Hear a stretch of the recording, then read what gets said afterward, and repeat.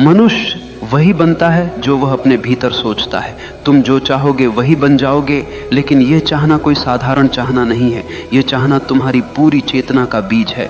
अगर तुम्हारे भीतर डर है तो तुम डर ही बन जाओगे।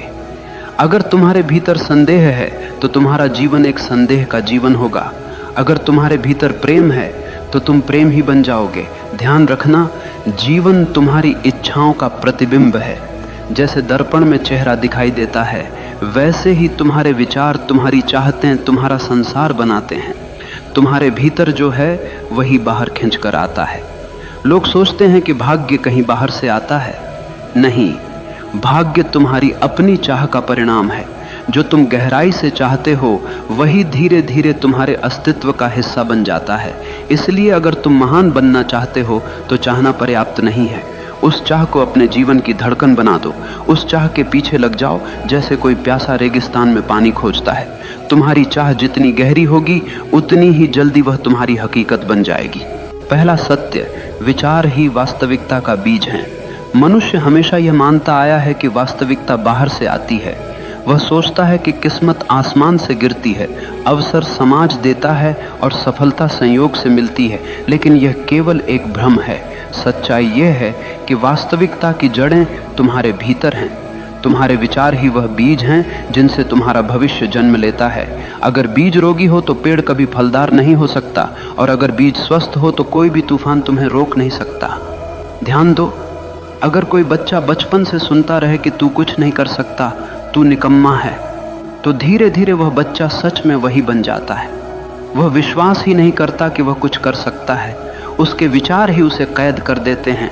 लेकिन वही बच्चा अगर यह सुनता रहे कि तेरे भीतर अनंत संभावनाएं हैं, तू कर सकता है, तो उसकी चाल बदल जाती है, उसका आत्मविश्वास बदल जाता है।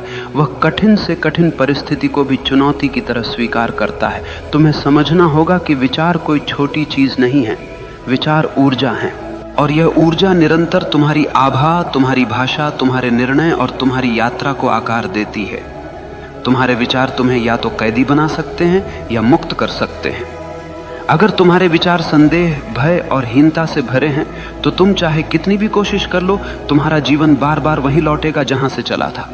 लेकिन अगर तुम्हारे विचार प्रेम, साहस और आत्मविश्वास से भरे हैं तो परिस्थितियां तुम्हारे विरुद्ध होते हुए भी तुम्हारे पक्ष में काम करने लगेंगी।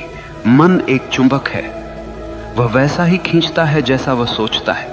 अगर तुम अपने भीतर रोशनी रखोगे तो अंधेरा कितनी भी कोशिश कर ले तुम्हें डुबा नहीं पाएगा।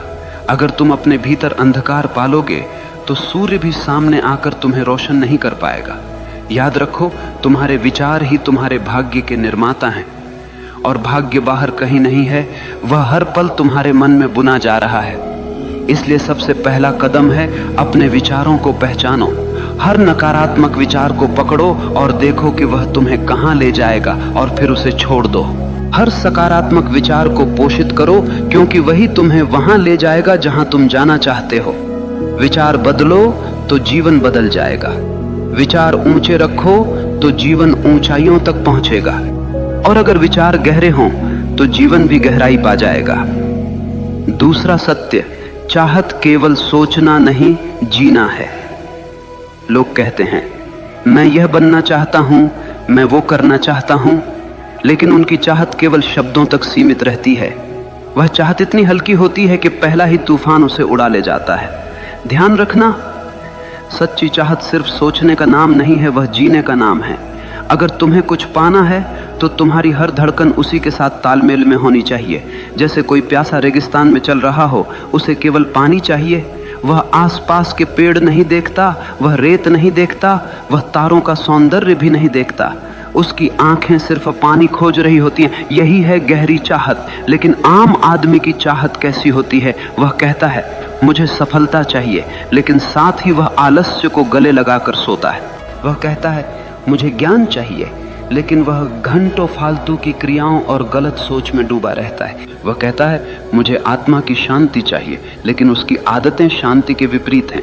तो यह चाहत नहीं है, ये केवल कल्पना है। सच्ची चाहत तब होती है जब तुम्हारा पूरा अस्तित्व उसी दिशा में लग जाए। तुम्हारी सांसें, तुम्हारा रक्त, तुम्हारी आंखें, तुम्हारा सोचना, तुम्हारा चलना, सब कुछ उसी की तरफ बढ़ने लगे। तब दुनिया की कोई ताकत तुम्हें रोक नहीं सकती। गौर करना, जिन्होंने इतिहास बदला उनकी चाहतें साधारण नहीं थीं। बुद्ध ने केवल सत्य की चाहत की और उसी चाहत ने उन्हें राजमहलों से जंगल तक पहुंचा दिया। एडिसन ने केवल रोशनी की चाहत की और उसी चाहत ने अंधेरे में बल्ब जला दिया। गांधी ने केवल स्वतंत्रता की चाहत की और उसी चाहत ने साम्राज्य को हिला दिया। तुम जो चाहोगे वही बन जाओगे, लेकिन वह चाह इतनी गहरी होनी चाहिए कि तुम्हारा पूरा जीवन उसका गवाह बन जाए। अगर चाह सतही है तो वह कभी पूरी नहीं होगी, लेकिन अगर चाह गहरी है तो ब्रह्मांड भी तुम्हारी मदद के लिए रास्ता बनाने लगता है।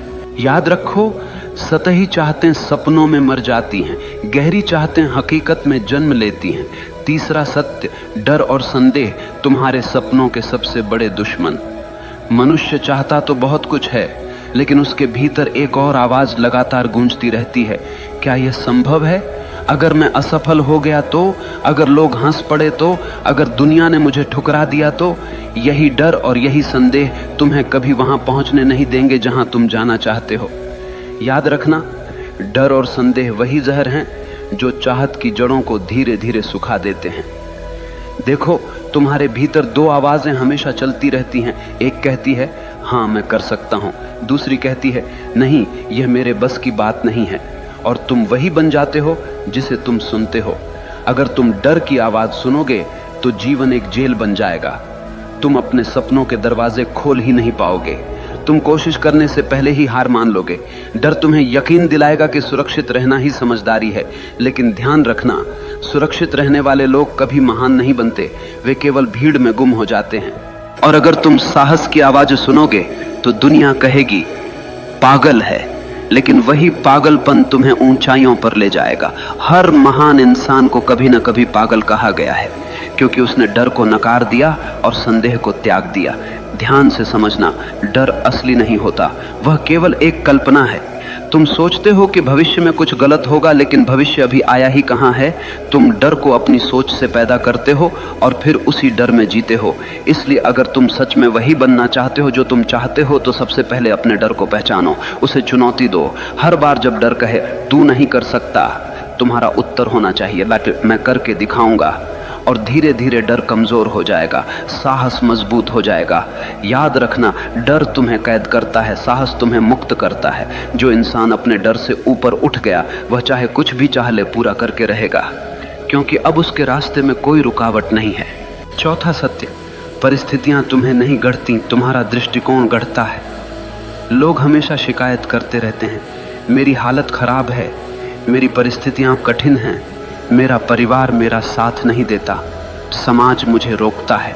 लेकिन ध्यान से सुनो, परिस्थितियां कभी किसी को महान नहीं बनाती और न ही किसी को छोटा करती हैं। महान वही बनता है जो कठिन परिस्थितियों को सीढ़ी बना लेता है, और छोटा वही रह जाता है जो परिस्थितियों को बहाना बना लेता है। जीवन में तूफान आएंगे, कभी गरीबी का तूफान, कभी असफलता का, कभी अकेलेपन का। लेकिन असली प्रश्न यह नहीं है कि तूफान कितना बड़ा है, असली प्रश्न यह है कि तुम उसे देखने का दृष्टिकोण क्या रखते हो। एक ही परिस्थिति में दो इंसान होते हैं, एक टूट जाता है, हार मान लेता है, दूसरा उसी परिस्थिति में और भी मजबूत हो जाता है। फर्क केवल दृष्टिकोण का होता है। अगर तुम्हारा दृष्टिकोण यह है कि हर मुश्किल मुझे कुछ सिखाने आई है, तो वह मुश्किल तुम्हारा शिक्षक बन जाएगी। लेकिन अगर तुम्हारा दृष्टिकोण यह है कि मुश्किलें मुझे तोड़ने आई हैं, तो वह मुश्किल सच में तुम्हें तोड़ देगी। याद रखना, जीवन कभी तुम्हारे हिसाब से नहीं चलेगा, लेकिन तुम्हारे पास एक आजादी हमेशा है। कैसे प्रतिक्रिया देनी है यह तुम पर निर्भर करता है। बुद्ध ने कहा था, दुख तुम्हारे पास आता है, लेकिन दुख को पकड़ कर रखना तुम्हारा चुनाव है। तुम्हें यह समझना होगा कि तुम्हारे सपनों को रोकने वाली सबसे बड़ी दीवार बाहर की दुनिया नहीं है, बल्कि तुम्हारे अंदर का नकारात्मक दृष्टिकोण है। अगर तुम चाहो तो हर परिस्थिति को अवसर में बदल सकते हो, ठीक वैसे ही जैसे सीप में रेत का छोटा सा कण मोती बन जाता है। वही रेत अगर बाहर पड़ी रहती तो कोई मूल्य न होता, लेकिन सीप ने उसे मोती बना दिया, क्योंकि उसने उसे स्वीकारा और रूपांतरित किया। तुम्हारा जीवन भी वैसा ही है।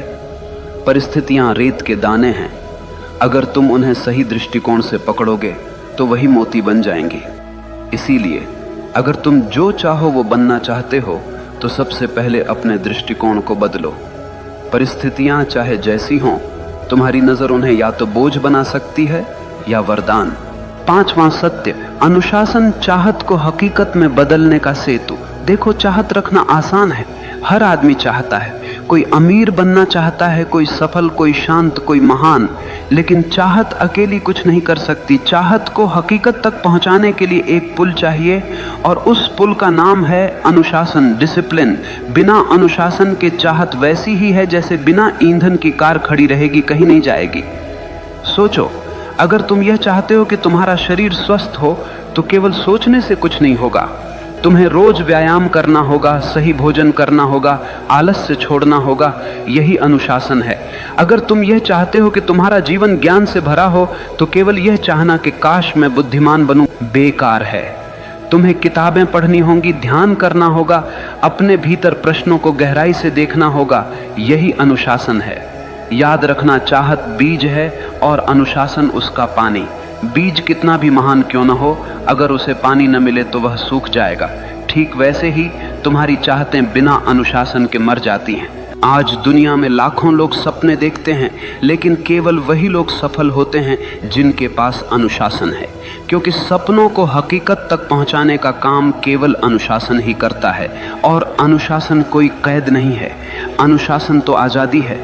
आज़ादी इस बात की कि तुम अपने ही आलस्य, अपनी ही कमजोरियों और अपने ही डर से मुक्त हो जाओ। देखो, एक नदी जब तक बह रही है वह जीवन देती है, लेकिन वही नदी अगर बिखर जाए, फैल जाए, तो केवल कीचड़ बन जाती है। अनुशासन नदी के किनारों जैसा है, जो तुम्हारी ऊर्जा को दिशा देता है, गहराई देता है और तुम्हें तुम्हारे मंजिल तक ले जाता है। इसलिए अगर तुम सच में वही बनना चाहते हो जो तुम चाहते हो, तो केवल चाहने से कुछ नहीं होगा। तुम्हें अपने जीवन में अनुशासन की आग जलानी होगी। हर दिन, हर क्षण अपने लक्ष्य के लिए समर्पित होना होगा। और जब चाहत और अनुशासन मिलते हैं तो चमत्कार होता है। तब मनुष्य वही बनता है जो वह चाहता है। मनुष्य वही बनता है जो वह गहराई से चाहता है। लेकिन याद रखना, यह जीवन कोई खेल नहीं है, यह तुम्हारी चेतना की यात्रा है। अगर तुम अपने भीतर नीच विचार रखोगे तो तुम जीवन को नरक बना लोगे, और अगर तुम अपने भीतर ऊंचे विचार, गहरी चाहत और अनुशासन रखोगे तो यही जीवन तुम्हें स्वर्ग बना देगा। सवाल ये नहीं है कि दुनिया तुम्हारे खिलाफ है या साथ में है, सवाल ये है कि तुम अपने साथ हो या नहीं। अगर तुम अपने विचारों, अपनी चाहतों और अपने अनुशासन के साथ खड़े हो तो दुनिया की कोई ताकत तुम्हें रोक नहीं सकती। याद रखना, भाग्य बाहर से नहीं आता, भाग्य तुम्हारे भीतर से जन्म लेता है। जैसे तुम सोचते हो, जैसे तुम चाहते हो, जैसे तुम जीते हो, वही तुम्हारा भविष्य बनता है। तो उठो, अपने डर को छोड़ो, अपने संदेह को जलाओ, अपनी चाहत को इतना गहरा बना लो कि वह तुम्हारी हर सांस में समा जाए, और फिर देखना पूरा ब्रह्मांड तुम्हारे रास्ते को साफ करने लगेगा।